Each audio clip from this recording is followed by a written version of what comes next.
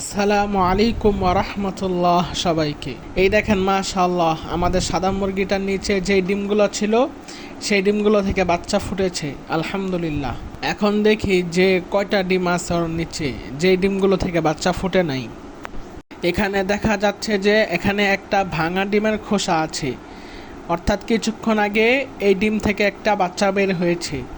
আমি এই ভাঙা ডিমের খোসাটিকে এখানে রেখে দিচ্ছি। আপনারা অবশ্যই বাচ্চা ফোটার সাথে সাথে এই ভাঙা ডিমের খোসাগুলো এক জায়গায় আলাদা করে রাখবেন। কখনোই মুরগির বাচ্চা যেখানে ফুটতেছে সেখানে এই ভাঙা ডিমের খোসা রাখবেন না।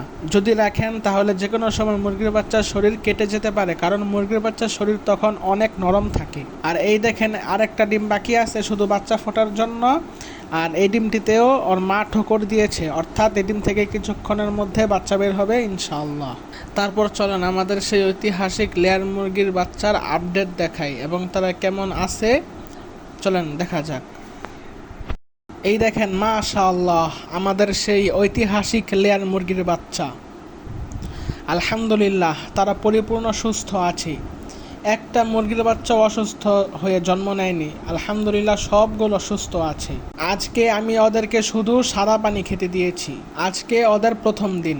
আমি আগামীকাল থেকে ওদেরকে মেডিসিনের পানি দেব এবং কি কি মেডিসিন দেব পানির সাথে তা জানার জন্য চ্যানেলের সাথে থাকবেন। এই গুলুমুলু বাচ্চাগুলোকে দেখতে খুবই ভালো লাগে মাশাআল্লাহ। আর আমি আমার দেশি মুরগির বাচ্চা আর লেয়ার মুরগির বাচ্চা এই এক মায়ের নিচে দিয়ে দেব, অর্থাৎ আমার ঝুটিওয়ালা সুন্দরীর মুরগির নিচে দিয়ে দেব। আর আমাদের এই সাদা সুন্দরী মুরগিটা ওর বাচ্চা পাবে না, কারণ আমি বাচ্চাগুলো দুই মায়ের সাথে রাখতে চাচ্ছি না, এক মায়ের নিচেই দিতে চাচ্ছি। আলহামদুলিল্লাহ আজকে আবার আমাদের কবুতরের বাচ্চা ফুটেছে। তাহলে চলেন কবুতরের আপডেট দিই আপনাদেরকে। এসে পড়লাম আমাদের কবুতরের লফটে। এই চান্দু, তোমাকে কি ক্যামেরার সামনে টয়লেট করতে হলো? আর কোনো সময় পাইলে না মিয়া?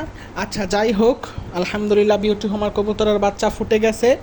একটা তো ফুটে গেছে আর একটা ফুটে নাই। ওই বাচ্চাটা অনেক দেরি হয়ে গেছে কিন্তু এখনও বাচ্চাটা বের হচ্ছে না। বাচ্চাটা খুবই দুর্বল, বাচ্চাটা এখনও বের হতে পারছে না। এই দেখেন ওদের মা খাচ্ছে, আমি ওর মাকে বাজরা খেতে দিয়েছি, কারণ বাচ্চা এখন ছোট, এখন ওদেরকে ছোট ছোট খাবার খাওয়াতে হবে। আর বাজরা খাওয়ালে কবুতরের বাচ্চার সাইজ অনেকটা ভালো হবে ইনশাআল্লাহ। একটু অপেক্ষা করেন, আমি বাচ্চাগুলোকে বের করে আপনাদেরকে ভালোভাবে দেখাচ্ছি। এই দেখেন বাচ্চাগুলো, আর এই দেখেন এই বাচ্চাটা এখনও বের হতে পারছে না। বাচ্চাটা খুবই দুর্বল, বাচ্চাটা বের হওয়ার জন্য অনেক চেষ্টা করতেছে কিন্তু বাচ্চাটা বের হতে পারছে না। আমি ওকে চেষ্টা করতেছি বের করার জন্য, তবে ওর ভিতরে ওর শরীরটা ভালোভাবে তৈরি হয়নি। আর টান দিতে গেলে রক্ত বের হয়ে যায়, তাই আমি আর টান দেই নাই। দেখা যাক কি হয়। ওকে এখন প্রচুর দিতে হবে, যত দিবে তত তাড়াতাড়ি বাচ্চাটা ফুটবে। আমি আমার সর্বোচ্চ চেষ্টা করতেছি, বাকিটা আল্লাহ ভরসা। তবে এরকম যদি হয় তাহলে বাচ্চাটা মারা যেতে পারে, দুঃখজনক ব্যাপার হবে তাহলে। আচ্ছা আমি তাহলে ওদেরকে ওদের মার কাছে রেখে দেই।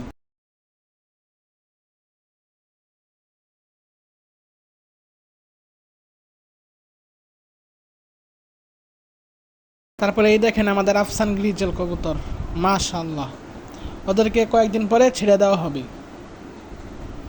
তারপরে এই দেখেন আমাদের আফসান গ্রিজেল আর সবজি হোমা কবুতর, ওদের বাচ্চাও খুব শীঘ্রই ফুটবে ইনশাআল্লাহ। তারপরে শেষে আপনাদেরকে সুন্দর একটি জিনিস দেখিয়ে আজকের মতো এখানে ভিডিওটা শেষ করতে চাচ্ছি।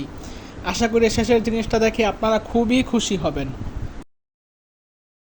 এই দেখেন আমাদের সেই শেষের জিনিসটা মাশাআল্লাহ, আমাদের কাঠগোলাপ গাছে ফুল ফুটেছে।